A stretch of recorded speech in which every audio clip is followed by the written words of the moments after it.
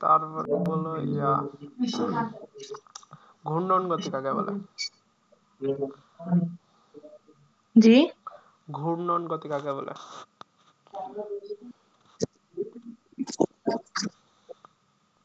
ঘূর্ণন গতি হ্যাঁ কেমন ছিল ওঠে? দাঁড়া আমি একটু মনে করে নিই।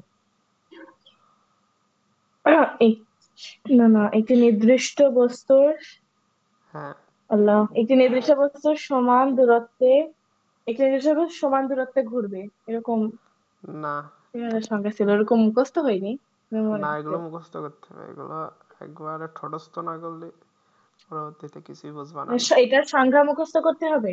হ্যাঁ, এই যে আমি তোমার যেটা বলবো যে এটা খুব ইম্পর্টেন্ট, এটার সঙ্গে একবারে মুখস্থ করে ফেলতে একটা হবে। নির্দিষ্ট বিন্দুর দূরত্বে থেকে ঘুরতে থাকে, তাহলে সেটাকে ঘূর্ণন গতি বলে, হয়েছে? ঘূর্ণন গতি হলো একটা নির্দিষ্ট বিন্দুকে কেন্দ্র করে সমান দূরত্ব। ঠিক আছে, এই দুইটা জিনিস ইম্পর্টেন্ট একটা আছে। নির্দিষ্ট বিন্দু সমদূরত্বে থেকে ঘুরতে থাকে, তাহলে সেটাকে ঘূর্ণন গতি বলে, হয়েছে? হ্যাঁ হ্যাঁ হ্যাঁ। তারপরে গতি আর স্থিতি, এই দুইটার সংজ্ঞা বলো।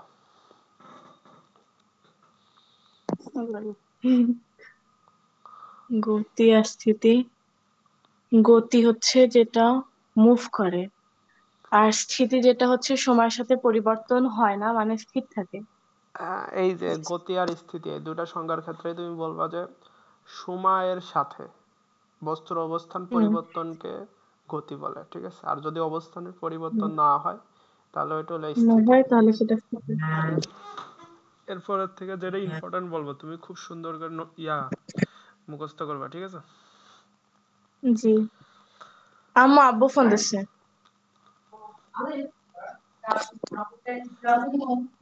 তারপরে বলো চলন গতি কাকে বলে?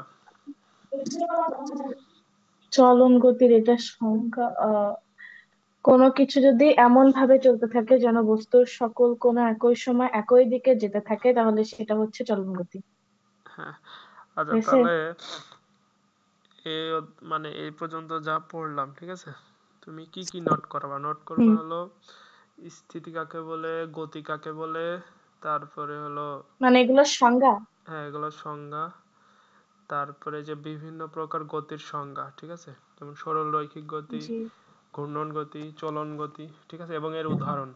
এর উদাহরণগুলা আচ্ছা অধিকাংশ হলো তোমার ইসে আসে, নৈর্ব্যক্তিক কোশ্চেন আছে। আচ্ছা। আচ্ছা, পর্যায়বৃত্ত গতি কাকে, এটা পড়ছো? পর্যায়বৃত্ত গতি জি, এটা পড়া হয়েছে। এই যে এটা এটা বলতে পারবা কি? কোনো গতিশীল বস্তু যদি নির্দিষ্ট সময় পর পর একটি নির্দিষ্ট বিন্দু দিয়ে একই দিকে একই সময় অতিক্রম করে, তাহলে সেটাকে পর্যায়বৃত্ত কি যেন, পর্যায়বৃত্ত গতি বলে। পর্যায়বৃত্ত, হ্যাঁ পর্যায়বৃত্ত হয়েছে। আচ্ছা, তো এইগুলা হলো তোমার সংজ্ঞাও লাগবে, আবার কি কি উদাহরণ আছে, ঠিক উদাহরণ। আছে, এই উদাহরণগুলো নৈর্ব্যক্তিক কোশ্চেনে আসে, মানে আসেই, মানে তোর এই চ্যাপ্টার যদি থাকে এই জি, সংজ্ঞা অথবা নৈর্ব্যক্তিক গুলো আসে। ঠিক আছে, হুম। এই, তারপরে বলতো যে ধরো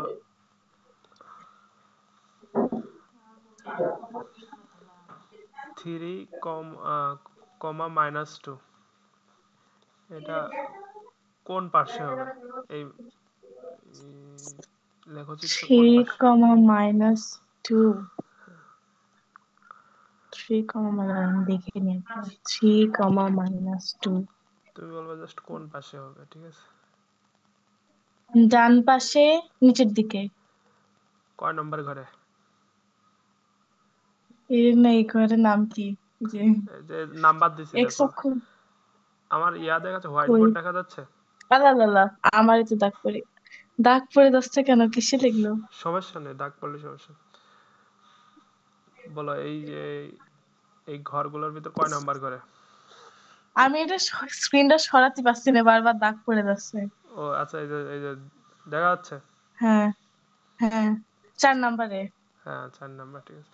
তোমার কি ফুল স্ক্রিন দেখাচ্ছে না? এই যে আমি এখানে না, প্লাস সাইন দিছি। অর্ধেক অর্ধেক দেখা যায়।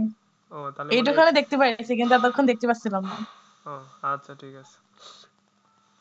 আচ্ছা, এখন তাহলে তুমি এই আচ্ছা, পর্যায়বৃত্ত গতি যেহেতু পড়াইনি, আবার একটু পড়ি আমরা, ঠিক আছে? কি বলছে যে আচ্ছা। কোনো গতিশীল বস্তু যদি নির্দিষ্ট সময় পর পর একটি নির্দিষ্ট বিন্দু দিয়ে একই দিকে একইভাবে অতিক্রম করে, তাহলে সেটাকে পর্যায়বৃত্ত গতি বলে। দেখো, এই জি। সংজ্ঞার ভিতরে কিন্তু কিছু টার্ম আছে, ওই টার্মগুলো যদি না থাকে তোমার সংজ্ঞা 0 হুম। দিবে, ঠিক আছে? আর ফিজিক্সে আর একটা জিনিস, যে যদিও এটা থিওরিটিক্যাল আছে, কিন্তু ম্যাথের মতো মার্ক দেয়, ঠিক আছে? যদি হয় তাহলে ফুল মার্ক, না হলে 0 মার্ক, ঠিক আছে? মানে গণিতের মতো একটু ভুল হ্যাঁ, গেলে একদম কেটে দেবে? একটু ভুল গেলে কেটে দেবে।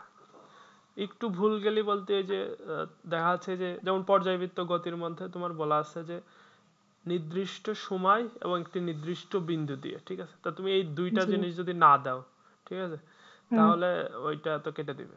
কারণ এই এই ডেঞ্জারাস দুইটো ফিলিংস। শব্দ দিয়েই কিন্তু এই বিভিন্ন ধরনের যে গতি, এই গতির মধ্যে পার্থক্য করা। তা তুমি যদি এই দুটো শব্দই না দাও, তাহলে দেখা যাচ্ছে তোমার কেটে দিতে পারে। তো এখানে কি বলছে দেখো, যে কোনো গতিশীল বস্তু যদি একটি নির্দিষ্ট সময় পর পর একটি নির্দিষ্ট বিন্দু দিয়ে একই দিকে একইভাবে অতিক্রম করে, তাকে বলা হয় পর্যায়বৃত্ত গতি। যেমন আমাদের হৃৎপিণ্ডের স্পন্দন পর্যায়বৃত্তীয় গতি, ঠিক আছে? ওই যে হার্টবিট যেটা হয় হ্যাঁ, হার্টবিট এরকম। যেটা হয়, ঠিক আছে? লাইক হার্টবিট যদি আমরা একটু চিত্রের মাধ্যমে দেখি,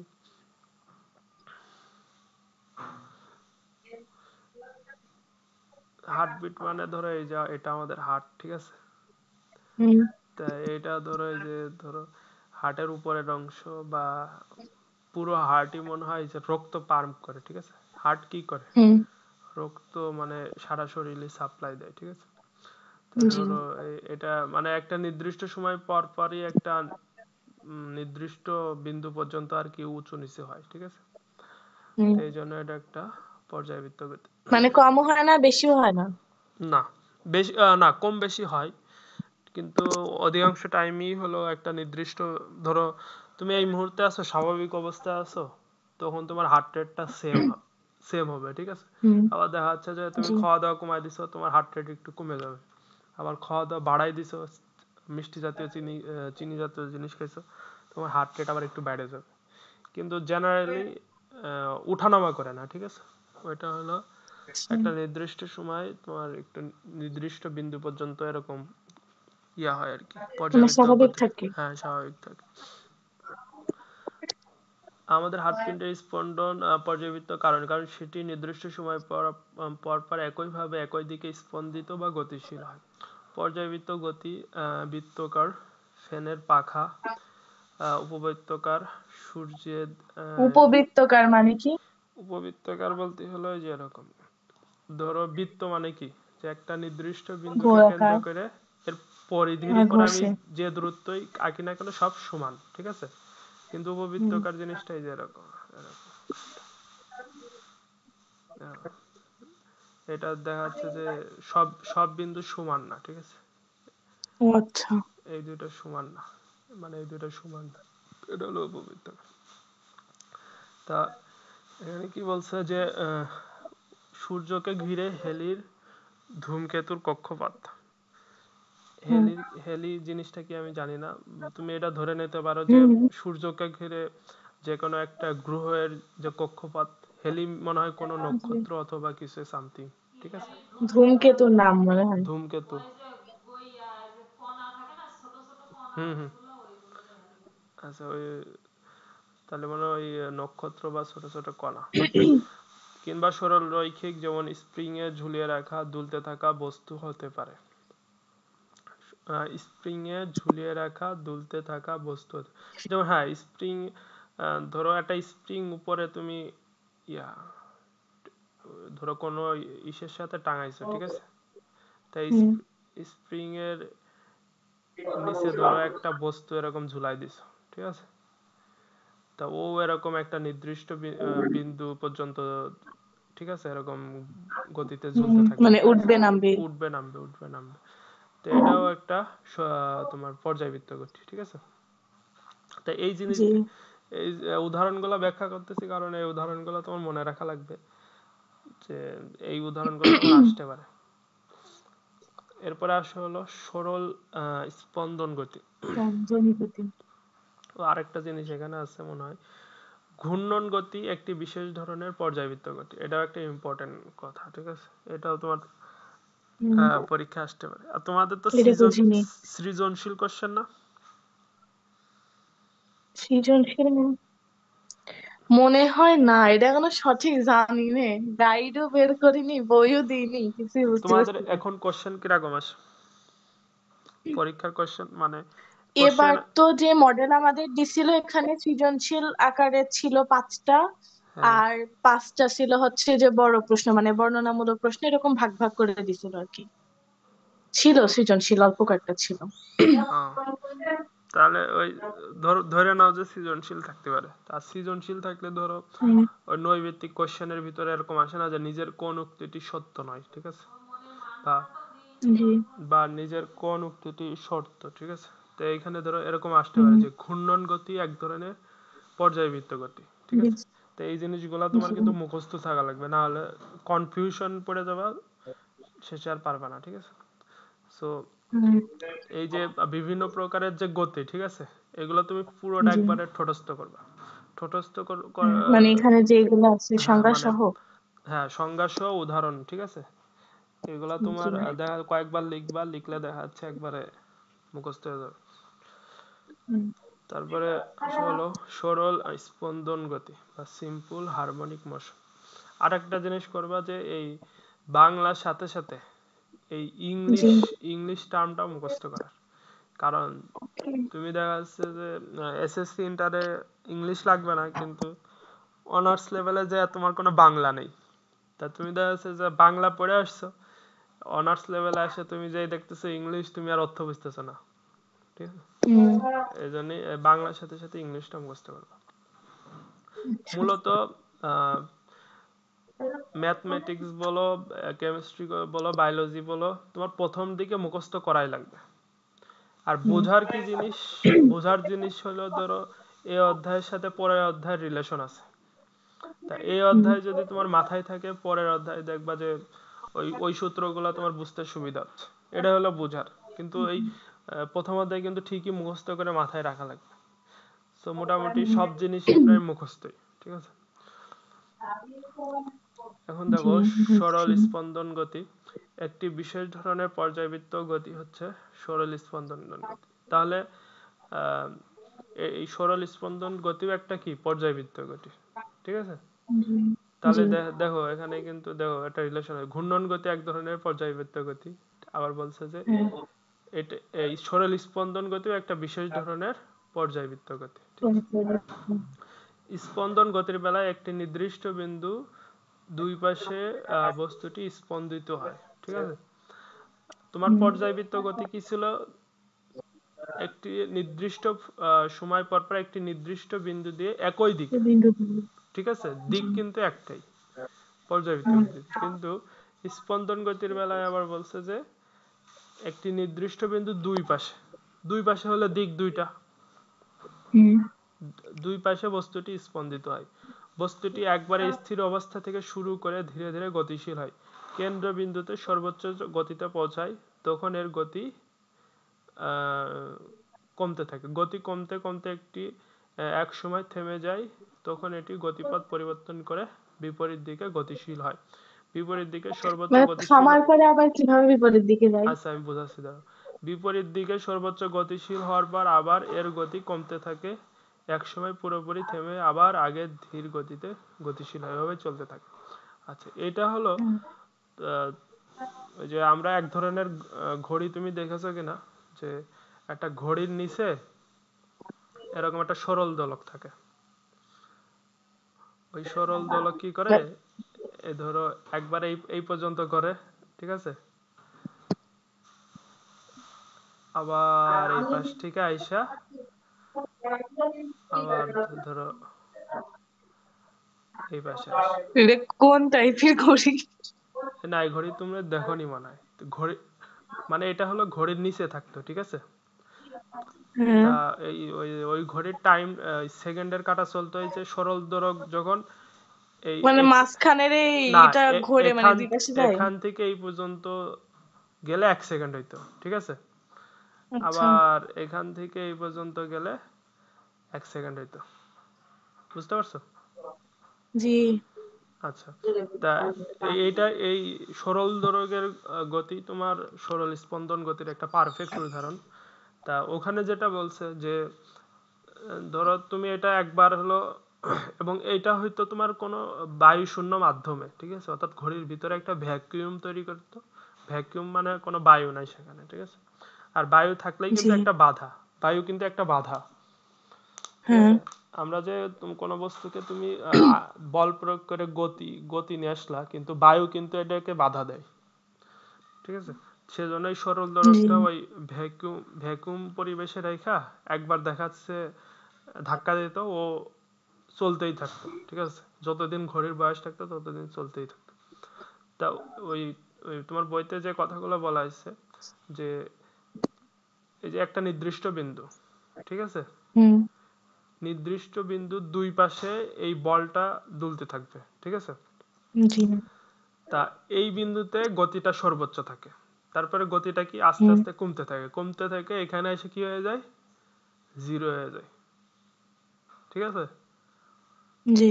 আবার সেজন্য ব্যাক করে আবার এইখানে সর্বোচ্চ হয়, ঠিক আছে? আবার এখানে এসে হ্যাঁ। কি হয়, আবার জিরো জিরো হয়ে যায়। জিরো হয়ে যায়, বুঝতে পারছো?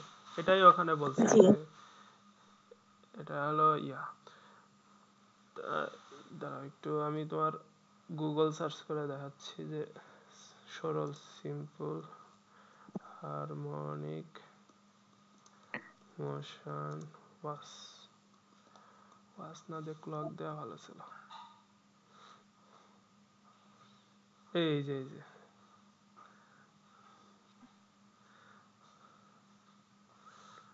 এই যে দেখতে পাচ্ছ একটা ঘড়ি? হ্যাঁ। কোন দেখো, করি? আমি তো আচ্ছা, বোর্ড দেখতে পাচ্ছি। বোর্ড না, স্ক্রিন দেখা যাচ্ছে না? বই হোয়াইট দেখা যাচ্ছে, বোর্ড। বই বই। না। আচ্ছা দাঁড়া একটু দাঁড়া।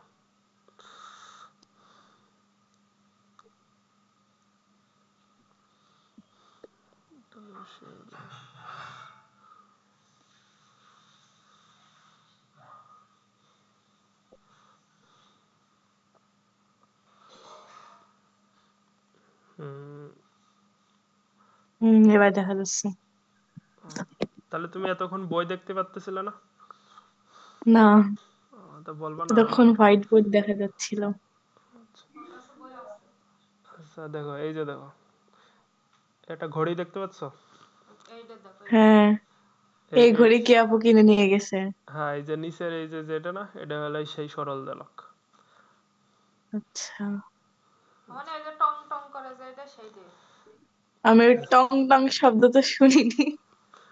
আচ্ছা দেখো, আচ্ছা এটা হলো তোমার সেই মানে এখানে যা বলছে, ঠিক আছে, ওই জিনিসটা তোমারে বুঝালাম যে এক পাশে মাঝখানে সর্বোচ্চ গতি থাকে, তারপরে এক পাশে যেই হুম। উপরে ওঠে গতি কমে যায়, ঠিক আছে? আবার পুরোপুরি থেমে যাবার আগে না, গতি শূন্য হয় না, বুঝেছো? এখানে বলছে যে এক সময় পুরোপুরি থেমে যাবার আগেই ধীরে ধীরে গতিশীল হয়, ঠিক আছে? অর্থাৎ জি। শূন্য হয় না, ঠিক আছে? কারণ শূন্য হলে থেমে যেত, শূন্য হয় না বলে আবার হুম। ধীরে ধীরে গতিশীল। আবার এখানে বলছে যে আমাদের মানে চার আবার থেমে যাওয়ার আগে আবার শুরু হয়ে যায়। শুরু হয়ে যায়। তো এখানে বলছে যে আমাদের চারপাশে স্পন্দন গতির অসংখ্য উদাহরণ আছে, যেমন স্প্রিং থেকে ঝুলিয়ে দেওয়া একটি বস্তুর গতি হচ্ছে স্পন্দন গতি। ওই যে এর আগে যেটা বললাম, পর্যায়বৃত্ত গতির মধ্যেও একটা আছে যে ওই যে একটা বস্তুকে যদি তুমি স্প্রিং। স্প্রিং, হ্যাঁ, স্প্রিং এ ঝুলিয়ে রেখে দুলতে থাকে, এটা একটা পর্যায়বৃত্ত গতি, আবার সরল স্পন্দন গতি, ঠিক আছে, সিম্পল জি। Harmonic motion. স্প্রিং থেকে দুলিয়ে দেওয়া একটি বস্তুর গতি হচ্ছে স্পন্দন গতি। দোলনায় দুলতে থাকা শিশু কিংবা ঘড়ির পেন্ডুলামের উদাহরণ। আমরা এই যে ঘড়ির পেন্ডুলাম মানে ওই যে ওইটা, আমরা যখন কথা মানে বলি, ওটার নামই পেন্ডুলাম। হ্যাঁ পেন্ডুলাম। তারপরে এখানে বলছে যে আমরা যখন কথা বলি তখন বাতাসের অণু এই গতি দিয়ে শব্দকে সামনে এগিয়ে নিয়ে যায়, ঠিক আছে? এটাও কিন্তু একটা ভালো উদাহরণ যে সরল স্পন্দন গতি। হ্যাঁ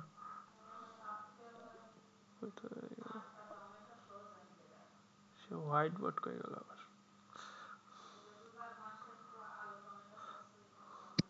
আচ্ছা থাক হোয়াইট বোর্ড থাক। তা এখানে বলছে যে আমরা যে কথা বলি না, তো হুম। কথা বললে তো এই যে একটা সাউন্ড তৈরি হয়, তো এই জি। সাউন্ডটাও কিন্তু মানে একটা কম ফ্রিকোয়েন্সি আর কি।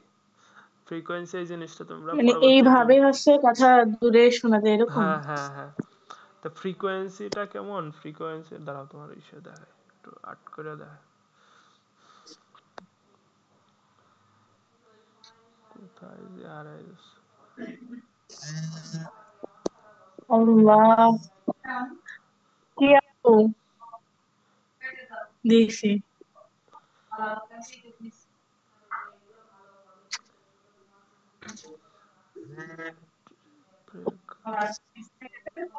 তা কেটে দেবো না?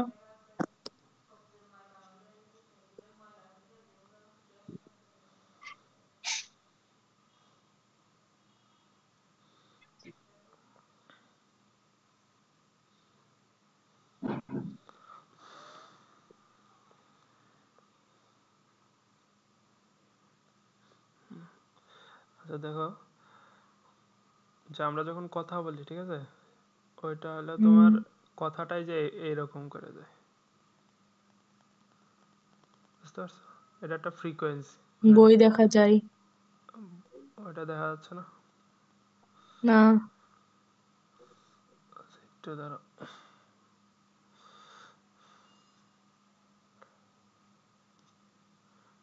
নেটের সমস্যা নাকি?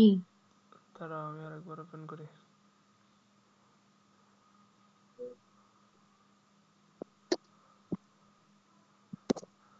হ্যাঁ এখন দেখা যাচ্ছে। গোল গোল ঘুরছে। এই যে ইয়া দিছি উপর নিচে ঢেউয়ের মতো একটা জিনিস।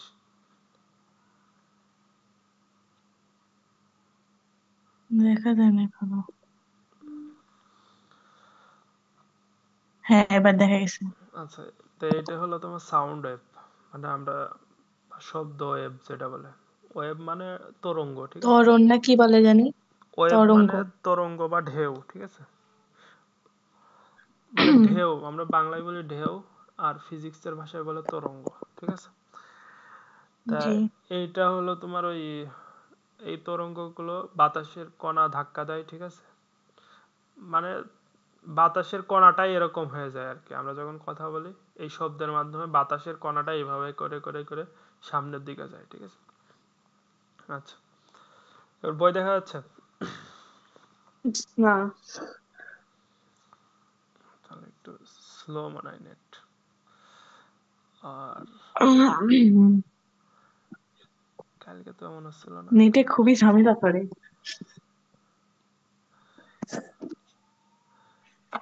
Close the, do you want to, ও হোয়াইট বোর্ড ক্যান্সেল হয়ে যায়।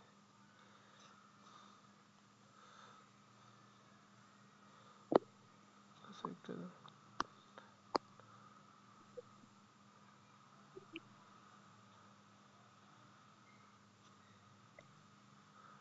হ্যাঁ দেখা যাচ্ছে এবার বই। না, বই দেখা যায় না। না, আচ্ছা, দাঁড়াও। সমস্যা না, আমার এখানে তো বই আছে, আপনি পড়েন, আমি তো দেখছি। আচ্ছা ঠিক আছে, তা এখানে বলছে যে দোলনায় দুলতে থাকা শিশু কিংবা ঘড়ির পেন্ডুলামের উদাহরণ, ঠিক আছে? আমরা যখন কথা বলি তখন বাতাসের অণু এই গতি দিয়ে শব্দকে সামনে এগিয়ে নিয়ে যায়। আমরা এতক্ষণ বিশেষ হুম। কয়েক ধরনের গতির কথা বলেছি, কিন্তু এই গতিগুলোর কারণটি কোথাও বলিনি। পদার্থবিজ্ঞানের সবচেয়ে বড় সাফল্য হচ্ছে এটি শুধু যে বস্তুর বিচিত্র গতির কারণটি খুঁজে বের করবে তা নয়, এর গতিটি সুনির্দিষ্টভাবে ব্যাখ্যা করতে পারবে। তুমি কি গতির কারণটি অনুমান করতে পারবে? আচ্ছা ঠিক আছে, ওইটা বাদ দাও, এখন আসে হলো স্কেলার আর ভেক্টর রাশি, ঠিক আছে? এটাও একটা ইম্পর্টেন্ট হুম। টপিক। তা আমি বলছিলাম যে রাশি, রাশি নামে একটা শব্দ আমরা এর আগেও পড়েছি, এর আগে যা পড়লাম জি। তার ভিতরে। তা রাশি কি বলতো? সোজাসুজি একটা কোনো মানে আল্লাহ কিভাবে বুঝাবো। রাশি হলো ধরো আহ, মানে ধরো আমরা পদার্থ সোজা বিজ্ঞানের কিছু একটা ভাষায়, না। ঠিক আছে, হুম। কোনো কিছুকে ধরো কোনো টার্মকে যেটা দিয়ে আমরা প্রকাশ করি, যেমন হলো একটা হুম। বস্তুর সময়ের সাথে যে অবস্থান পরিবর্তন করতেছে, ও। এটা কি একটা গতি না? জি। তো এই যে নামটা দিলাম গতি, এটাই হলো পদার্থ হুম। বিজ্ঞানের ভাষায়, মানে এটা একটা রাশি, ঠিক আছে, গতি একটা রাশি, বুঝতে জি। পারছো? জি। মানে বিভিন্ন টার্মে একটা নাম আছে, যেমন আমরা বিভিন্ন পিঠার নাম দিই, ঠিক আছে, বা বিভিন্ন জিনিসের নাম দিই, বিভিন্ন মিষ্টির নাম দিই আমরা বিভিন্ন, তেমন হলো পদার্থ বিজ্ঞানের ভাষায় আমরা যে টার্মগুলো ইউজ করি সেইগুলো হলো রাশি, ঠিক আছে। জি। তা এখানে কি বলছে, দেখো বলছে যে আমাদের পরিচিত জগতে আমরা যা কিছু পরিমাপ করতে পারি সেটাই রাশি। অর্থাৎ বলছে যে আমাদের এই চারপাশে আমরা যা কিছু পরিমাপ করতে পারি, তা এখানে আমাদের রাশির একটা বৈশিষ্ট্য দিছে যে হুম। সবকিছুকে আমরা রাশি বলবো না পদার্থবিজ্ঞানের ভাষায়, যে জিনিসটা আমরা পরিমাপ করতে পারবো, ঠিক আছে। পরিমাপ করায় কি, যেমন জি।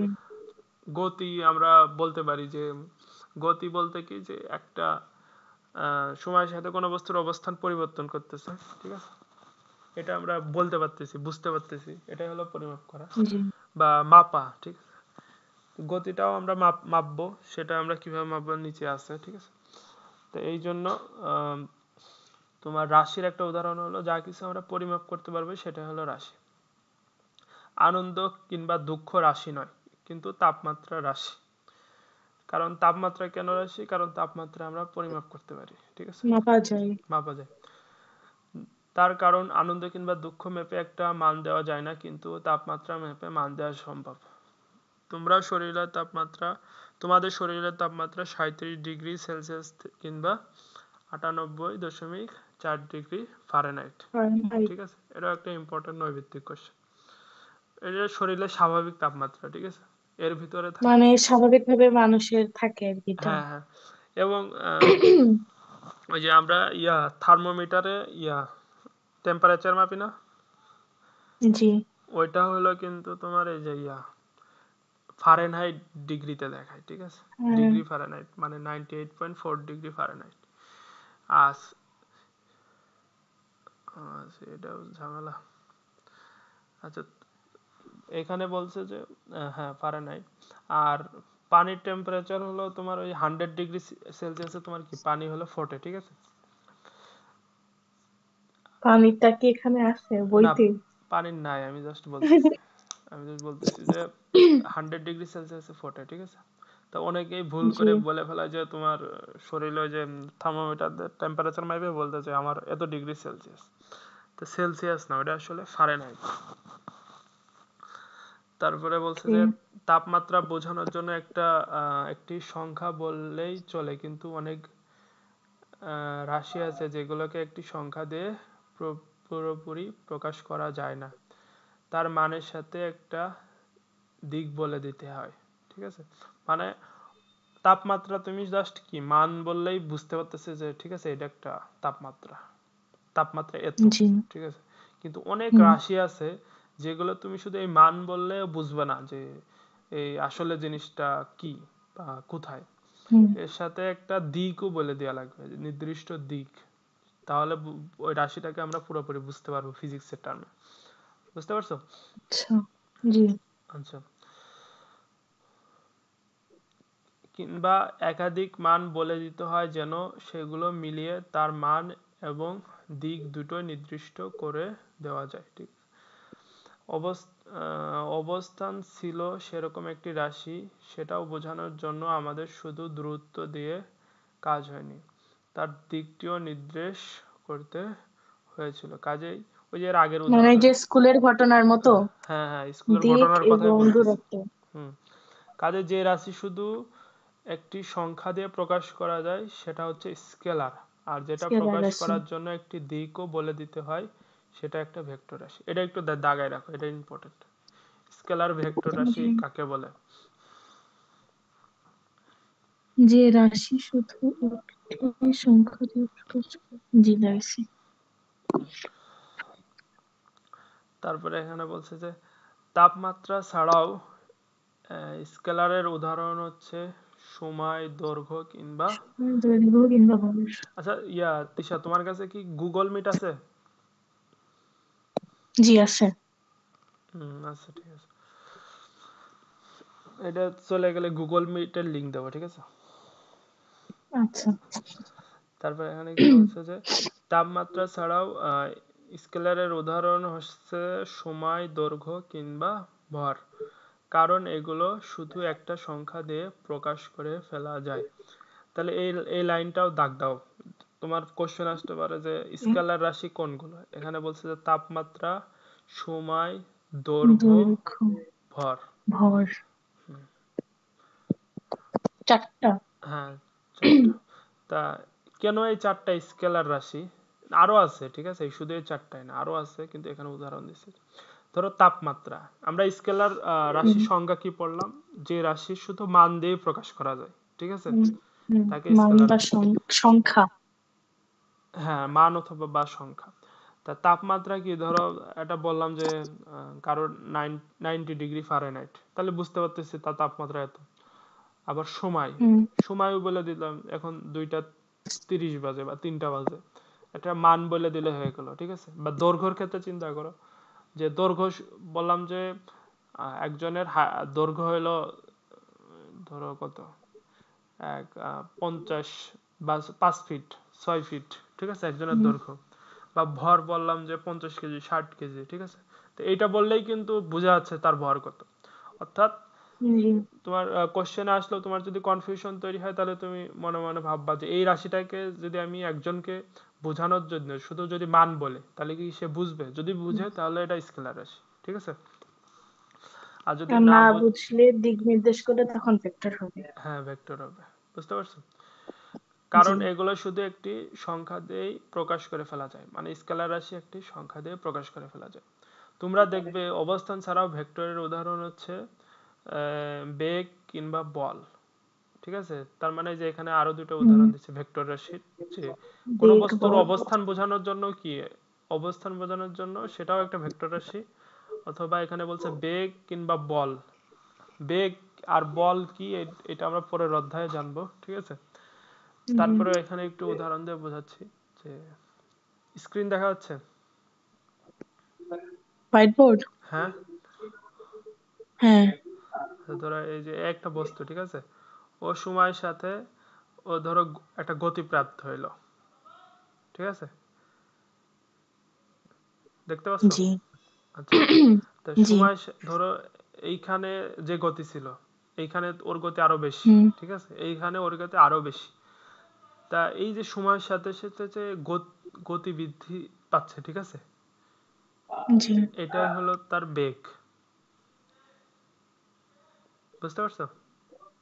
জি, মানে এই বৃদ্ধি পাওয়াটা হ্যাঁ, জি। সময়ের সাথে। হ্যাঁ, হ্যাঁ, সময়ের সাথে, এটা হলো বেগ।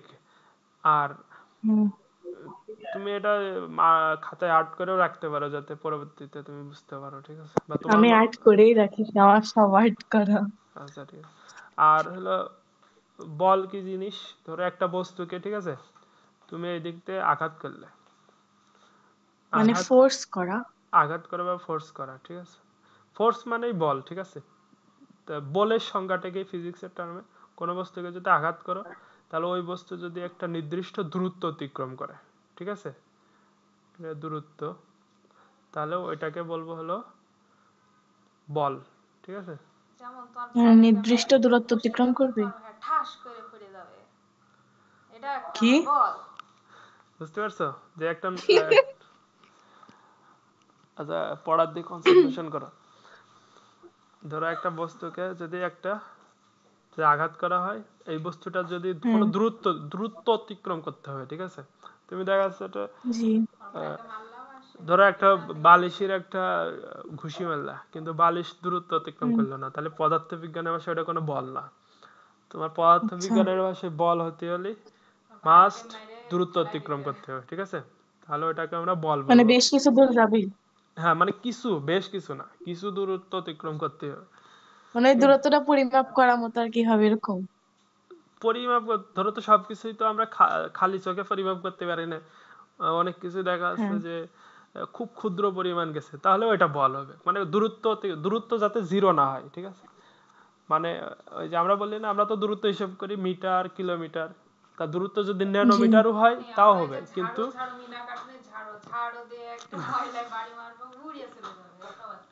হ্যাঁ এটা একটা বল। তা দূরত্ব অতিক্রম করবে, এটা হলো আচ্ছা। তারপরে দেখো,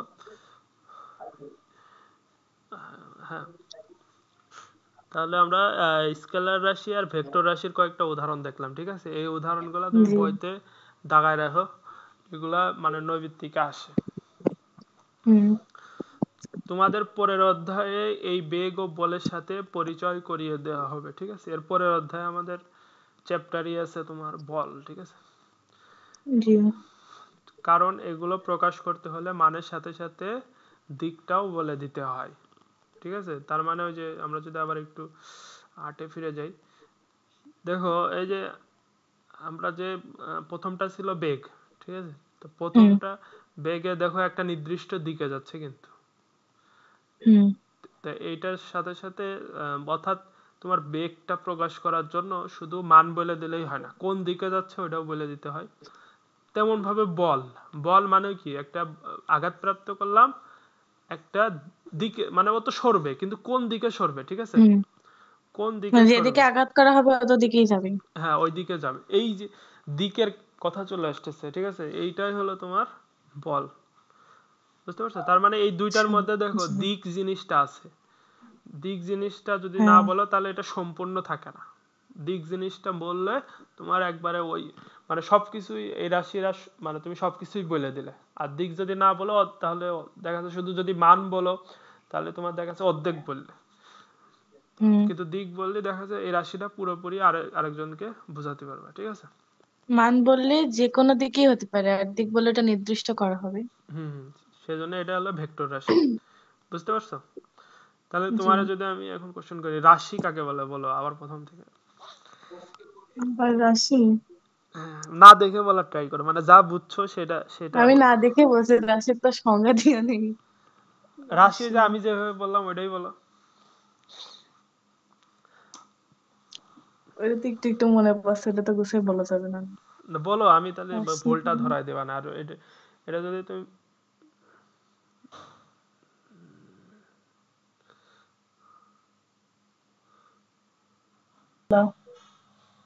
যে রাশি, একবার দেখা লাগবে, ভুলে গেছে রে। না, যে মান রাশির এবং দিক দুইটারই প্রক- প্রয়োজন হয় মনে লাগে, তাকে বলে দুইটারই প্রয়োজন হয় তাকে ভেক্টর রাশি বলে। হ্যাঁ, এবং মানে ভেক্টর মান রাশি, এবং দিক দুটোই লাগে। হ্যাঁ ভেক্টর রাশির উদাহরণ কি? উম বেল, সরি, বল, বল ও বেল। হ্যাঁ বলো বেগ। এই যে তোমার সেজন্য উদাহরণ দিয়ে বোঝাই দিলাম, ঠিক আছে? সাথে তোমার এগুলো জি। মনে থাকে। এখন দেখো, স্ক্রিন দেখা যায় এখন, এই বই।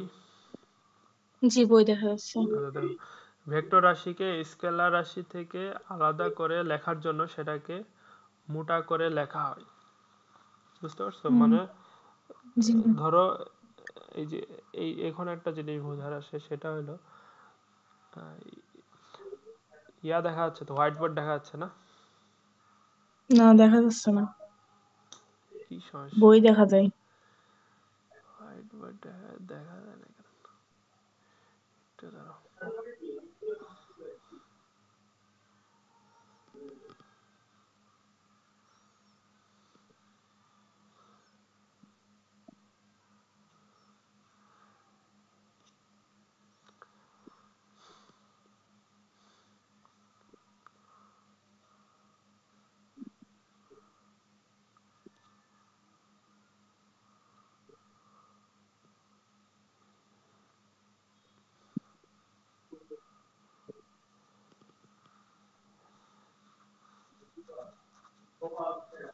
আচ্ছা, এখন দেখা যায় তো?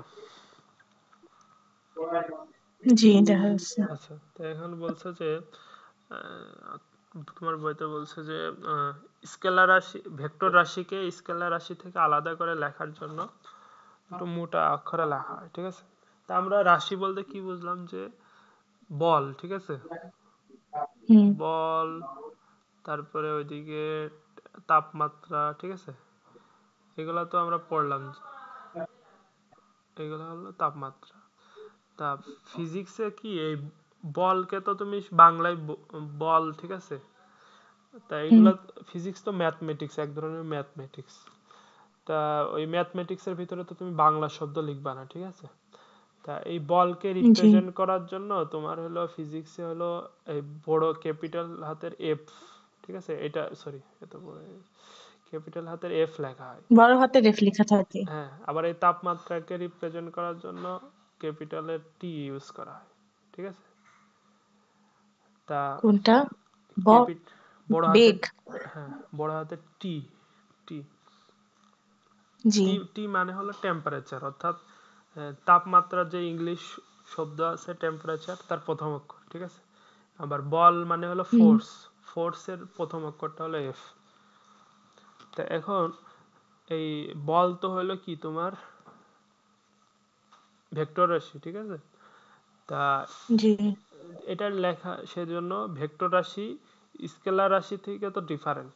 তো এটা হুম ফিজিক্সে যদি লেখার কাজে, লেখালেখির কাজে, সেই সময় তোমার এই বলটাকে একটু বোল্ড করে লেখা হয়। বোল্ড মানে কি, ধরো এটা একটা এফ, ঠিক আছে? হুম আর এটাকে যদি আমি একটু মোটা করে লিখি, যেরকম এরকম করে,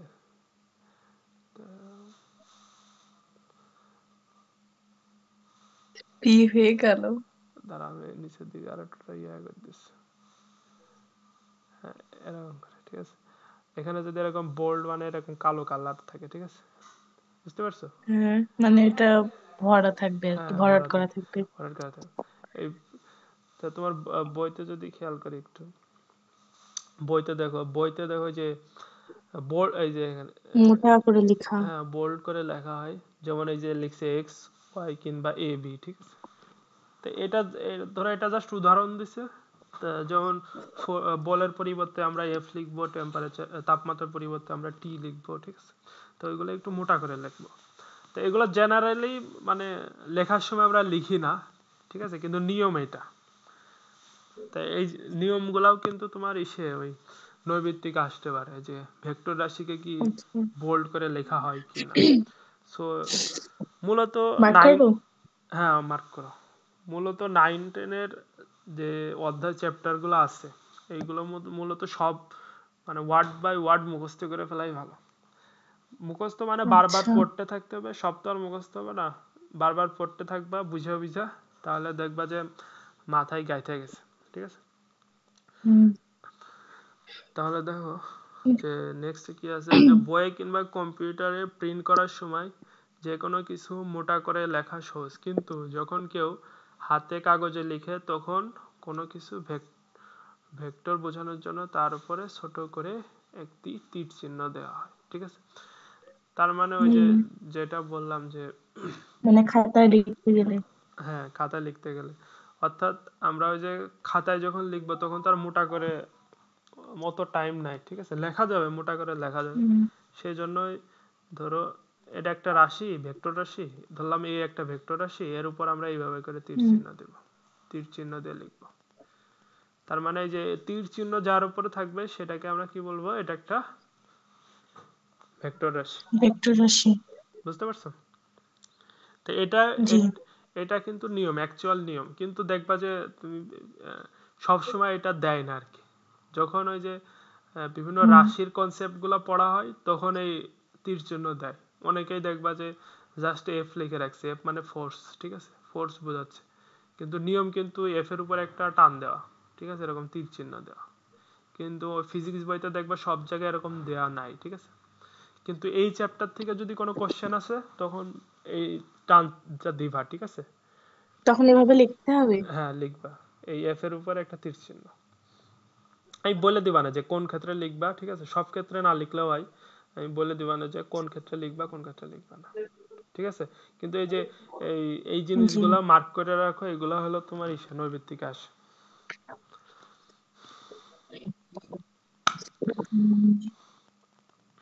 জি আচ্ছা, তারপরে এখন কি বলছে যে তোমাদের এখানে যতটুকু পদার্থবিজ্ঞানে শেখানো হবে সেখানে আসলে সত্যিকার অর্থে ভেক্টরের ব্যবহারের প্রয়োজন হবে না। বড় জোর কোনটা স্কেলার কোনটা ভেক্টর মাঝে মাঝে সেটা মনে করে দেওয়া হবে, ঠিক আছে?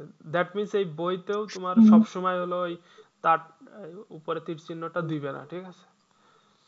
কিন্তু যখন দিবে তখন মনে করবা যে হলো ইয়া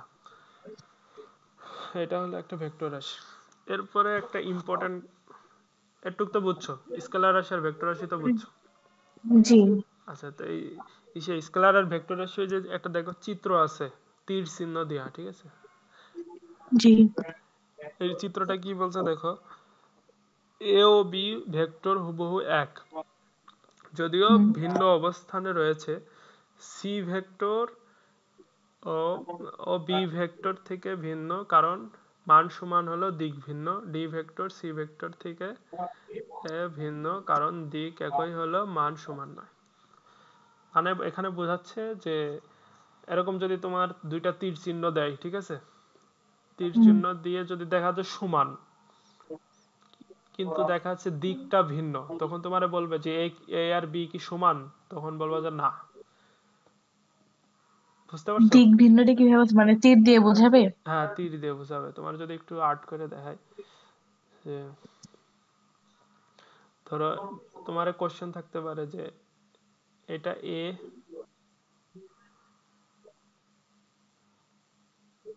আর একটা ধরো এই দিক দিয়ে দিল, সরি ধরো সমান, মানটা সমান, ঠিক আছে? হুম এটা ধরো বি, মাউস দিয়ে লেখা খুব টাফ। এটা বি, ধরো এর মানও তোমার ধরো 5 ধরলাম 5 সেন্টিমিটার, জি ঠিক আছে? আবার বি এর মানও ধরলাম 5 সেন্টিমিটার, 5 সেন্টিমিটার। কিন্তু তোমার কোশ্চেন আসবে যে এ আর বি কি সমান, তখন তুমি মনে করবা যে এর মানও তো 5 সেন্টিমিটার, বি এর মানও তো 5 সেন্টিমিটার, তাহলে মনে হয় সমান। কিন্তু না, যেহেতু এটা একটা স্কেলার রাশি, ভেক্টর রাশি, ঠিক আছে? ভেক্টর রাশি জি শুধু মান দিয়ে প্রকাশ করা যায় না, ঠিক আছে? এর জন্য দিকও সেম হওয়া লাগে। হুম তোমার বলে দিবে যে এ আর বি দুইটাই ভেক্টর রাশি, ঠিক আছে?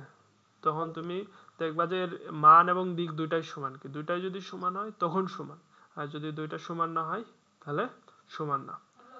বুঝতে পারছো? আচ্ছা, জি আচ্ছা, এই হলো আমাদের স্কেলার আর ভেক্টর রাশি। এখন হলো একটা ইম্পর্টেন্ট কনসেপ্ট, সেটা হলো দূরত্ব আর সরণ। মানে এই অধ্যায়ের মোস্ট ডিস্টেন্স। ইম্পর্টেন্ট, ঠিক আছে? এবং বোঝার জিনিস।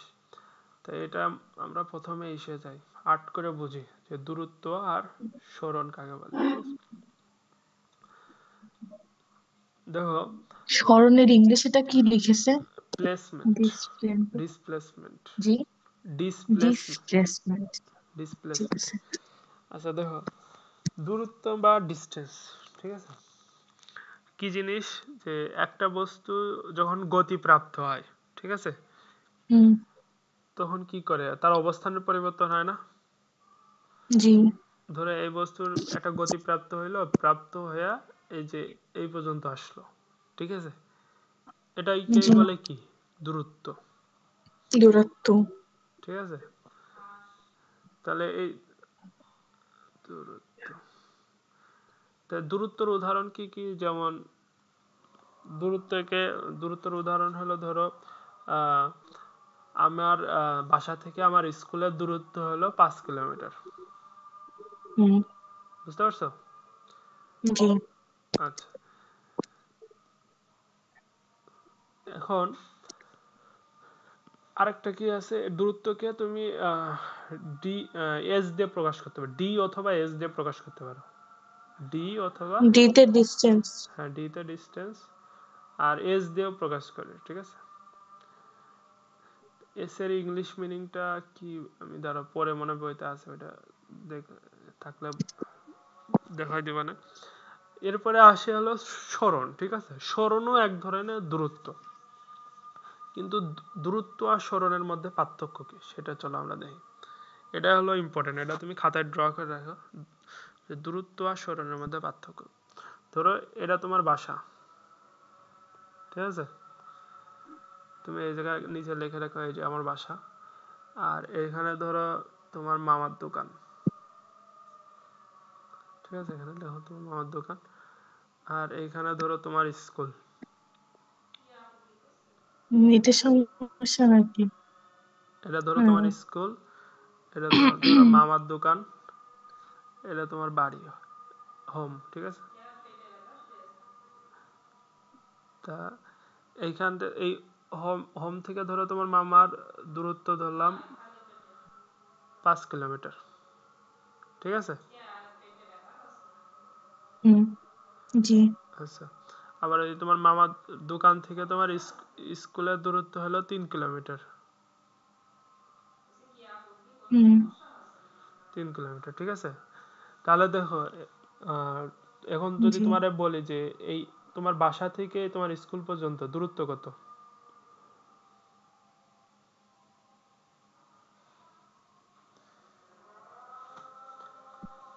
আল্লাহ, এটা তো মাঝখান থেকে পরিমাপ করা লাগবে। না, মাঝখান থেকে না, তুমি দেখা যাচ্ছে যে এ, দূরত্বটা তুমি এইভাবে প্রকাশ করো, তাহলে মানে যে পথ এই এখানে টোটাল কোনো, দুটো যোগ করে। হ্যাঁ টোটাল যোগ করে 8 কিলোমিটার, ঠিক আছে? 8 কিলোমিটার, জি। বুঝতে পারছো? আর হুম। আর ধরলাম যে তোমার বাসা থেকে তোমার স্কুলের সরল রৈখিক যে দূরত্বটা, সরল রৈখিক মানে কি, যা মানে নির্দিষ্ট একটা সোজা। দিকে সোজা, ঠিক আছে? সরল রৈখিক একটা দূরত্ব, এটা ধরলাম হলো 6 কিলোমিটার। হুম। 6 কিলোমিটার, এটা কিন্তু খাতায় লেখা রাখো, বুঝেছো? সুন্দরভাবে লেখা রাখো। জি। তা এই যে তোমারও যদি কোশ্চেন করে যে তোমার বাসা থেকে তোমার স্কুলের দূরত্ব, তখন কিন্তু তুমি হিসাব করবা এই 5 কিলোমিটার আর 3 কিলোমিটার, যেটা মানে পথ, মানে এই ধরো এই জি। এই যে এই যে সরল রৈখিক যে দূরত্ব, এটা কোনো পথ নাই, ঠিক আছে? কিন্তু হুম। এই যে এই এই যে তোমার বাসা থেকে তোমার স্কুলে যাইতে হলে তোমার বাসা থেকে তোমার মামার দোকানে যাওয়া লাগে, তোমার মামার দোকান থেকে তারপরে স্কুলে যাওয়া লাগে, ঠিক আছে? এটা হ্যাঁ। হলো একটা পথ, ঠিক আছে? তো এই পথের পথ। ডিস্টেন্সটা হলো দূরত্ব 8 কিলোমিটার। কিন্তু তোমারও যদি বলে সরণ কত, আচ্ছা। সরণও এক ধরনের দূরত্ব, কিন্তু এটা হবে দুইটা বিন্দুর মধ্যে যে সরল রৈখিক দূরত্ব সেটা, ঠিক আছে? এই ক্ষেত্রে তোমার আচ্ছা, সরণটা হবে হলো 6 কিলোমিটার। মানে এটা কোনো পথ না, এমনি জাস্ট সোজাসুজি হ্যাঁ, ই করা হয়েছে। হ্যাঁ, তোমার যদি বলে যে দুইটা বস্তুর মধ্যে সরণ কত, তাহলে দুইটা বস্তুর মধ্যে সরল রৈখিক যে দূরত্বটা, সেটাই হলো তোমার সরণ, ঠিক আছে? হুম। আর তুমি মূলত যে ডিস্টেন্স মানে যে দূরত্বটা অতিক্রম কইরা মানে তোমার গন্তব্যস্থলে পৌঁছাবা, সেটা হলো দূরত্ব, বুঝতে পারছো? এখন যদি জি। তোমার বাসা থেকে তোমার স্কুলে একবারে সরল রৈখিক ভাবে যাওয়া যাইতো, তখন দেখা যাচ্ছে তোমার দূরত্ব সরণ সেম হইতো, বুঝতে পারছো? জি, শুনছিল না। যদি ধরো তোমার বাসা থেকে তোমার স্কুল এই জি। সরল রৈখিক ভাবে যাওয়া যাইতো, হুম। তাহলে সেই ক্ষেত্রে আহ, তোমার বাসা থেকে স্কুলের দূরত্ব আর সরণ সেম হইতো, জি। বুঝতে পারছো? জি। আচ্ছা, তাহলে এই এই এই দুইটা সংজ্ঞা কিন্তু খুবই ইম্পর্টেন্ট, এবং এই কনসেপ্টের উপর বেস করে আমরা পরবর্তীতে বিভিন্ন ইকুয়েশন পড়ব, ঠিক আছে? তাহলে জি। দেখো এখানে কি বলছে, আমরা দূরত্ব শব্দটির সাথে খুব ভালোভাবে পরিচিত, তবে সরণ শব্দটি দৈনন্দিন কথাবার্তায় সেভাবে ব্যবহার করি না। আমরা একটি উদাহরণ দিয়ে দূরত্ব এবং সরণ দুটির মাঝে সম্পর্ক বোঝার চেষ্টা করি। এখানে যে এই চিত্রে দুই দশমিক ওগুলো জিরো চিত্র দিয়েছেন। চিত্রে একটি আঁকাবাঁকা রাস্তা দেখানো হয়েছে। এই রাস্তাটিতে এ বিন্দুর সাপেক্ষে রাস্তার অতিক্রান্ত দূরত্বগুলো, মানে এই যে এখানে এ বিন্দু একটা সাপেক্ষ ওই প্রসঙ্গ বিন্দু ধরেছে, ঠিক আছে? এ হুম। বিন্দু থেকে এই যে দেখো দূরত্ব, দেখো একটা 0 1 2 3 4 5 আচ্ছা, 6, ঠিক আছে? এরকম বিভিন্ন জি ডিসটেন্স দেওয়া আছে। তো এই ডিসটেন্স গুলো দেওয়া আছে। এখানে কি বলছে যে এই বিন্দু সাপেক্ষে রাস্তা অতিক্রান্ত দূরত্বগুলো কিলোমিটারে 1 2 3 সংখ্যা দিয়ে দেখানো হয়েছে। ধরা যায় তুমি এ বিন্দুতে আছো, ঠিক আছে? অর্থাৎ তোমার হুম অবস্থান এ বিন্দু। এখন তুমি সাইকেল চালিয়ে আঁকাবাঁকা পথটি ধরে 4 কিলোমিটার রাস্তা অতিক্রম করে বি বিন্দুতে পৌঁছেছো, ঠিক আছে? জি আমরা বলতে পারবো এ এবং বি বিন্দুর ভেতরকার দূরত্ব কত? 4 কিলোমিটার। অর্থাৎ মানে তুমি যে দূরত্বটা অতিক্রম করেছো সেটাই হলো দূরত্ব, ঠিক আছে? দূরত্ব একটি হুম স্কেল দূরত্ব একটি স্কেলার রাশি। জি স্কেলার মানে রাশি কেন? পথ আর কি। স্কেলার রাশি কেন? কারণ এর একটা মান দিয়ে প্রকাশ করা যায়। লাইক আমার বাসা থেকে আমার স্কুলের দূরত্ব আবার 4 নেটের কিলোমিটার, ঝামেলা। ঠিক আছে? এটা একটা দূরত্ব। দূরত্ব একটি স্কেলার রাশি, কাজেই জি এ এবং বি বিন্দুর ভেতরকার দূরত্ব বোঝানোর জন্য কোনো আল্লাহ, দিকের নেটে কি ঝামেলা করে। কি কি কিসের ঝামেলা? নেটের সমস্যা আছে, মানে কথা অর্ধেক অর্ধেক শোনা যাচ্ছে। ও, এখন শোনা যায়?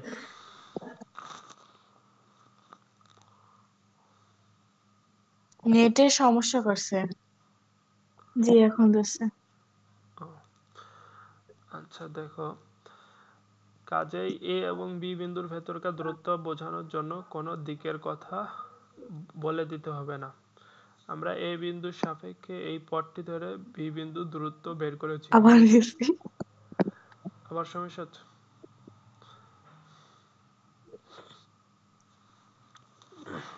ঠিক হইলে বলো। এখন ঠিক হচ্ছে?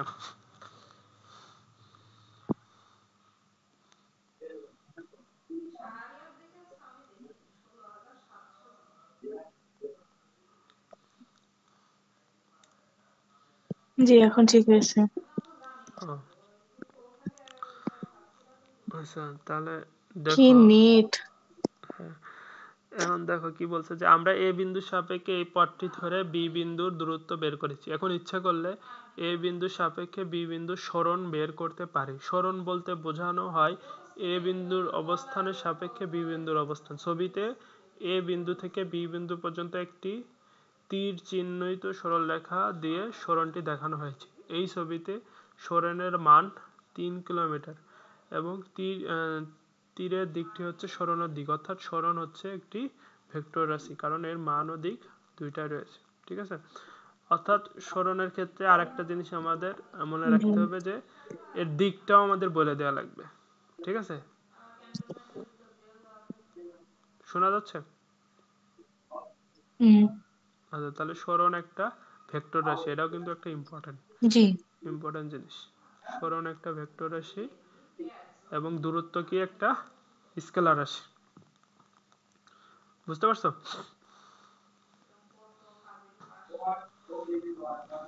আবার আটকে গেছে। এখন শোনা যাচ্ছে?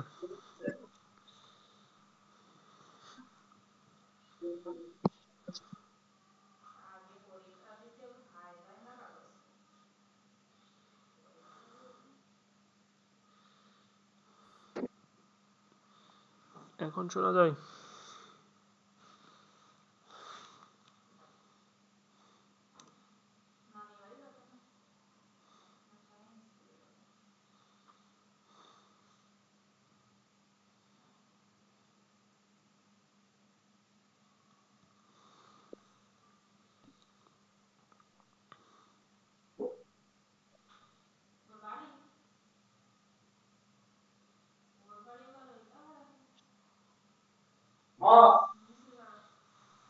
এখন শোনা যায় দিশা? জি এখন শোনা যাচ্ছে? হ্যাঁ যাচ্ছে। আচ্ছা তাহলে দেখো এখানে বলছে যে এরকম আহ, উদাহরণ দিয়ে বলছে যে সরণ কোনটা আর দূরত্ব কোনটা। সরণের একটা হুম নির্দিষ্ট দিক আছে, ঠিক আছে? এখন বলছে যে তুমি সাইকেল দিয়ে আরো 2 কিলোমিটার অতিক্রম করে মোট 6 কিলোমিটার পথ অতিক্রম করে সি বিন্দুতে পৌঁছাও। তোমার সরণ হবে তীর চিহ্নিত সরলরেখা এসি, ঠিক আছে? তুমি এটা পড়লেই তুমি বুঝতে পারবা, যার মান 1.5 কিলোমিটার এবং এখানে তীরের দিকটি তোমার সরণের দিক। যদিও তুমি আঁকাবাঁকা পথ ধরে বেশি দূরত্ব অতিক্রম করেছো, কিন্তু সরণ হয়েছে কম। অর্থাৎ বেশি দূরত্ব অতিক্রম করলেই বেশি সরণ হবে, সেটি সত্যি নয়। শুরু থেকে শেষ অবস্থানের পার্থক্য হচ্ছে সরণ। এ থেকে শুরু করে আঁকাবাঁকা পথে বি পর্যন্ত 4 কিলোমিটার, ঠিক একইভাবে বি থেকে এ পর্যন্ত হচ্ছে 4 কিলোমিটার, দুটোই সমান। কিন্তু লক্ষ্য করে দেখো, এ থেকে বি পর্যন্ত সরণ আর বি থেকে এ পর্যন্ত সরণ কিন্তু সমান নয়, কারণ একটি আরেকটি নেগেটিভ বা নেগেটিভ ঋণাত্মক। ঋণাত্মক। ঠিক আছে, অর্থাৎ এইখানেও একটা ইম্পর্টেন্ট নৈমিত্তিক তোমার আসতে পারে। ঠিক আছে, ধরলাম এই যে এইচ থেকে এস পর্যন্ত, ঠিক আছে, এর যে সরণ, এটা কি একটা ভেক্টর রাশি? তা জি ধরলাম এইচ এস, এই ভেক্টর রাশিকে আমরা এইচ এস দিয়ে প্রকাশ করলাম। ঠিক আছে, তাহলে ভেক্টর রাশি দিক এবং যেহেতু, দূরত্ব। সেহেতু আমাদের একটা তীর চিহ্ন দেওয়া লাগবে। ঠিক আছে, তো হুম এই ভেক্টর রাশি আর এস এইচ, এই ভেক্টর রাশি কি সমান? এস এইচ সমান? এটা সমান না কিন্তু, কারণ ভেক্টর রাশি প্রকাশ করার জন্য মান সমান হলেই হয় না। ঠিক আছে, এদের দিকও সমান হইতে হয়। বুঝতে দিকও পারছো? সমান হতে হবে। হ্যাঁ, তো সেজন্য এটা জি সমান না, সমান না। বুঝতে পারছো? জি তা তুমি এটা তোমার খাতায় লিখে রাখো যে এটা সমান না। কিন্তু ধরো আমি এটা সমান করতে চাচ্ছি, তখন আমার কি করা লাগবে? যে কোনো এক সাইডে আমার নেগেটিভ চিহ্ন দেওয়া লাগবে। দ্যাট মিনস যে তোমার বইতে দেখো হুম লিখছে যে A B equal to minus B A, যখনই এক সাইডে মাইনাস দিয়ে দিবা, তখন কি হয়ে যাবে? সমান হয়ে যাবে। বুঝতে পারছো? হুম আচ্ছা, এটা আর একটু ভাঙিয়ে বলি যে মাইনাস দিয়ে দিলে সমান হবে কিভাবে। জি কারণ ধরো আহ, এই যে ধরো এই গ্রাফ দেখা যাচ্ছে, লেখচিত্র। জি আচ্ছা, ধরো এটা এই 0 থেকে এইটুকের মান হলো 3। ঠিক আছে, হুম আর 0 থেকে এই যে এইটুকের মান হলো ধরলাম -3। বুঝতে আহ, পারছো? আর এইখানে ধরলাম এই মূল, দাঁড়ান পরে হবে। হ্যাঁ এবার বলেন। হ্যাঁ, এই এটা হলো মূল বিন্দু। ঠিক আছে, আর এই জি +3-র এই বিন্দুর নাম দিলাম এ, আর -3-র এই বিন্দুর নাম দিলাম হলো বি।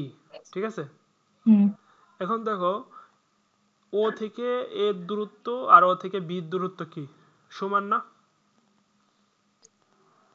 জি সমান। সমান, দূরত্বটা সমান। খালি প্লাস মাইনাস। কিন্তু জি দেখো দিকের কারণে একটা হইলো পজিটিভ হয়েছে, একটা কি হয়েছে? নেগেটিভ এটা হয়েছে। নেগেটিভ। তাহলে এই দুইটাকে জি যদি এইটাকে যদি আমরা ভেক্টর রাশি ধরি, এই দুইটাকে, তাহলে ও এ, ঠিক আছে, এটা, এটাকে আমরা এইভাবে বলতে পারি না যে মাইনাস মাইনাস ও বি, মাইনাস ও বি, সরি, বড় হয়ে গেছে, মাইনাস ও বি, এটা বলতে পারি? হুম কি জন্য বলতে পারি? দেখো ও, প্লাস। ও এর মান কত? 3 জি ইকুয়াল টু মাইনাস, আর ও বি এর মান কত? -3। 3 - 3 হ্যাঁ, তাহলে মাইনাসে মাইনাসে কি হয়ে যায়? প্লাস হয়ে যায়। প্লাস। হ্যাঁ, তাহলে দেখো দুই পাশে কি চলে আসছে? 3, দুই পাশে 3 চলে আসছে না? জি এই জন্য আর কি, এই তোমার দাঁড়াও 3টা লিখে দিই, 3 ইকুয়াল টু এটা 3। এই জন্য তোমার বইতে যে বলছে যে A B equal to minus B A. বুঝতে পারছো? জি আচ্ছা, এরপরে আসো যে আহ, দূরত্ব কিংবা সরণ দুটোই মাত্রাই হলো দৈর্ঘ্যের মাত্রা। ঠিক আছে, হুম অর্থাৎ ওই যে আমরা বলছিলাম যে দূরত্বকে ডি দিয়ে প্রকাশ করা যায়, আবার এস দিয়ে প্রকাশ করা যায়। ঠিক আছে, আবার এখানে বলছে যে ওই দুইটাকে আরো আর একটা জিনিস দিয়ে প্রকাশ করা যায়, সেটা হলো এল। এল মানে হলো লেন্থ, লেন্থ মানে দূরত্ব, সরণ দুইটা দিয়ে প্রকাশ করা যায়। আর দূরত্ব দূরত্ব আর সরণ ধরো আহ, মানে একই ধরনের প্রায়, সেজন্য দুইটাকে এল দিয়ে প্রকাশ করা হয়।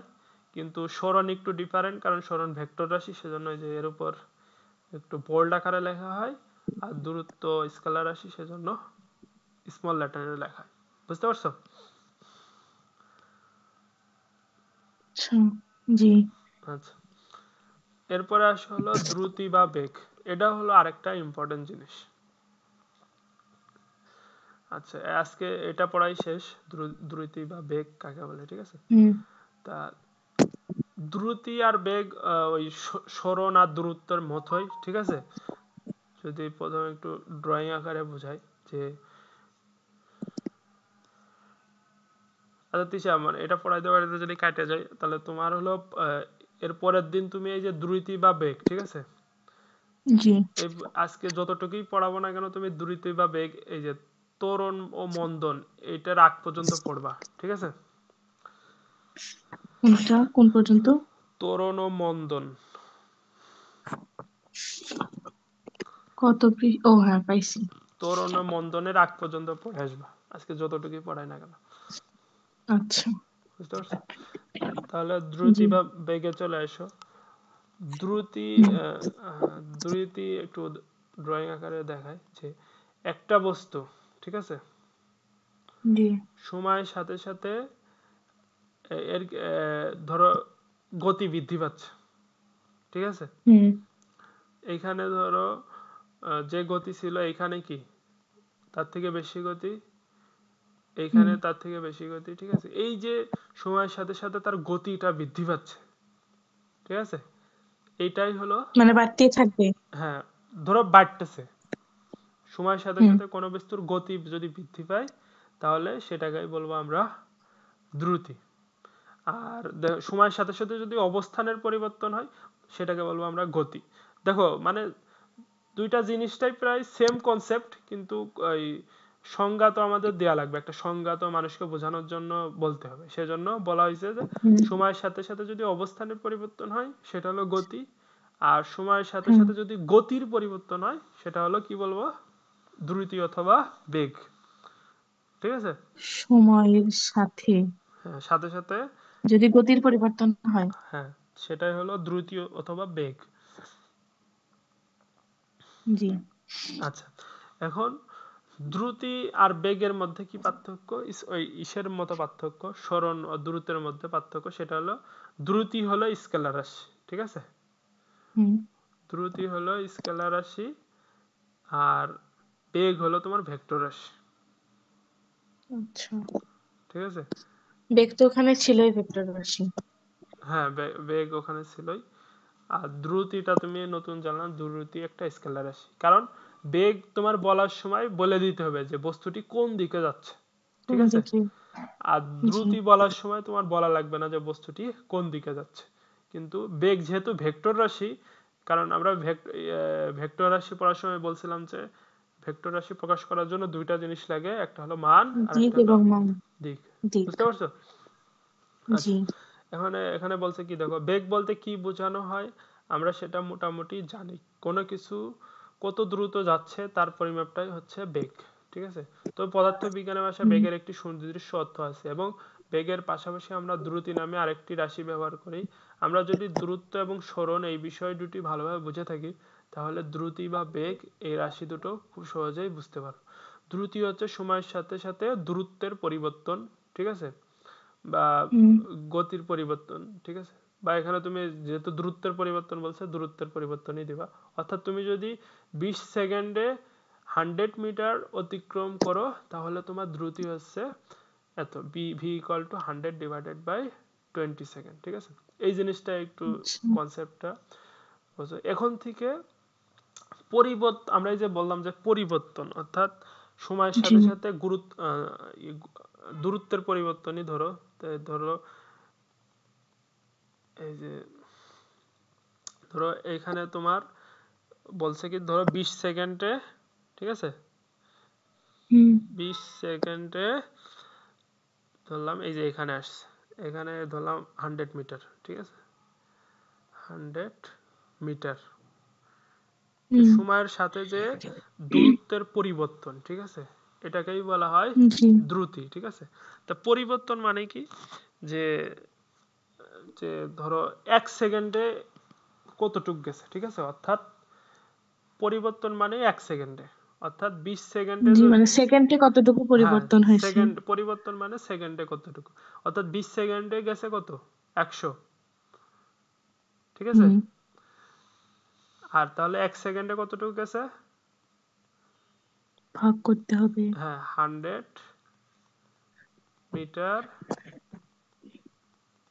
Divided by 20 second, 20। ঠিক আছে। জি। অর্থাৎ এখন থেকে আমরা যদি পরিবর্তন, যদি কিছু শব্দ থাকে তা পরিবর্তন বলতে বুঝবো 1 সেকেন্ডে, ঠিক আছে। তাহলে হুম। এইখানে একটা ইম্পর্টেন্ট টার্ম, যে এই 1 সেকেন্ডে পরিবর্তনটা কত, যদি আমরা ভাগ করি কত হয় 5, 5 মিটার হবে না? হ্যাঁ 5 মিটার, ঠিক আছে। এখন মিটার পার দেখো, সেকেন্ড। হ্যাঁ মিটার পার সেকেন্ড। তো এটা একটা ইম্পর্টেন্ট জিনিস, এই যে এখানে সেকেন্ডটার এখানে পাওয়ারটা কত 1, ঠিক আছে, কিছু নাই মানে 1। জি। তো এই 1টা যখন হুম। উপরে যাবে তখন হয়ে যাবে -1 উপরে, ঠিক আছে, মিটার পার হুম। সেকেন্ড, বুঝতে পারছো? জি। আচ্ছা, এখন হলো ওই যে দ্রুতির মাত্রা, ঠিক আছে, ভি ইকুয়াল টু এল টি মাইনাস ওয়ান। মাত্রা মানে বুঝাইছিলাম যে তোমার একটা ফাংশন, ঠিক আছে, অর্থাৎ হুম। ফাংশন, সরি ফাংশন, অর্থাৎ আহ, দ্রুতিকে যদি ভি দ্বারা প্রকাশ করি, ঠিক আছে, ভি মানে হলো হুম। ভেলোসিটি, ঠিক আছে, ভি মানে ভেলোসিটি। তাহলে উপরেরটা কি দেখো, উপরেরটা আমাদের কি আছে, দূরত্ব, দূরত্বটাকে কি প্রকাশ জি। করছিলাম এল, আর নিচেটা কি হুম। সেকেন্ড, টি। টি। না, না, সেকেন্ড ছিল। হ্যাঁ, ওই টাইম, নিচে হলো টাইম, ঠিক আছে, টাইমটাকে টি দ্বারা প্রকাশ করলাম। এখানেও ক্যাপিটাল হাতের টি ইউজ করছে, ঠিক আছে, এটা হুম। যদিও ক্যাপিটাল হাতের টি, এখানে টি বলতে টাইম, ঠিক আছে। তা এই আচ্ছা। টাইমটা যদি উপরে যায় তাহলে কি হয়ে যাবে -1, ঠিক আছে, -1। এল টি -1, টি -1, ঠিক আছে। হুম। তাই আমি কি বলছিলাম, এটা একটা ফাংশন, আর ফাংশনের ভিতরে জি। যে এই এই ভ্যালুগুলা বসাই দিয়ে যে আউটপুটটা আসবে সেটাই হলো কি এই ভেলোসিটি। তাহলে চলো আমরা জি। এই যে উত্তর পেলাম 5 মিটার পার সেকেন্ড, ঠিক আছে। তাহলে দেখো হুম। এই মানগুলো যদি আমি এখানে বসাই তাহলে দেখি 5 মিটার পার সেকেন্ড আসে কিনা, ঠিক আছে। তোমার হুম। এখানে ধরো ধরো এখানে একটা কোশ্চেন এরকম গ্রাফ দেওয়া আছে, ঠিক আছে, হুম। আর তুমি জানো এর মাত্রা কত এল টি -1, বা এরকম সূত্রটা জানো, ঠিক আছে। তুমি সূত্রের মাধ্যমে বের করতে পারো অথবা মাত্রার মাধ্যমে তুমি এই ভ্যালুটা বের করতে পারো, ভি এর ভ্যালু কত। তা ধরো এখানে এলটা কত 100 মিটার, তাহলে তুমি এখানে লিখবে 100 হুম। মিটার, ঠিক আছে, 100 মিটার। আবার এখানে একটা গুণ তোমার কত 20 সেকেন্ড, ঠিক আছে, 20 সেকেন্ড। 20 সেকেন্ড, 20 সেকেন্ড, আর উপরে কি -1, -1। ঠিক আছে, -1। তাহলে দেখো ওই যে -1 থাকলে কি হয়, এটা নিচে নেমে চলে আসে, ঠিক আছে। জি। তাহলে এই যে 100 মিটার উপরে থাকবে, মানে এই জিনিসটা হবে কি 100 মিটার উপরে থাকবে আর 20 সেকেন্ড কি নিচে চলে আসবে, ঠিক আছে, যেটা হুম। আমরা ক্যালকুলেশন করলে আলটিমেটলি পাই 5 মিটার পার সেকেন্ড।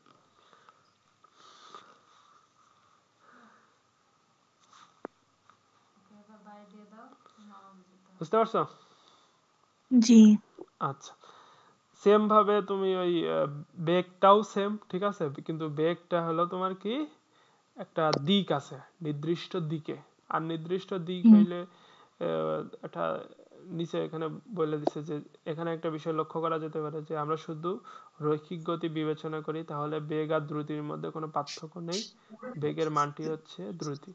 তোমাদের এই বইয়ে আমরা শুধু রৈখিক গতি বিবেচনা করব, তাই দ্রুতি ও বেগের মধ্যে কোনো পার্থক্য খুঁজে পাবো না। তাই দ্রুতি এবং বেগের ভেতরকার সম্পর্ক বোঝানোর জন্য রৈখিক গতির বাইরে কয়েকটি উদাহরণ দেওয়া যাক।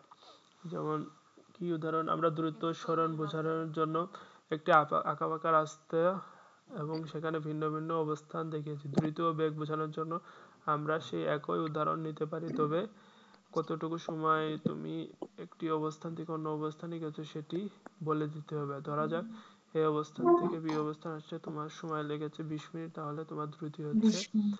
এত। লক্ষ্য করো দ্রুতি শব্দ ব্যবহার না করে গড় দ্রুতি। আচ্ছা তুমি এই জিনিসটা পড়ো, ঠিক আছে, এই তোরণের জি। আগ পর্যন্ত পড়বা, পড়া যে হুম, লাইনটা বা যে ওয়ার্ডটা তুমি বুঝবা না সেটা আমাকে জিজ্ঞেস করবা, ঠিক আছে? আচ্ছা।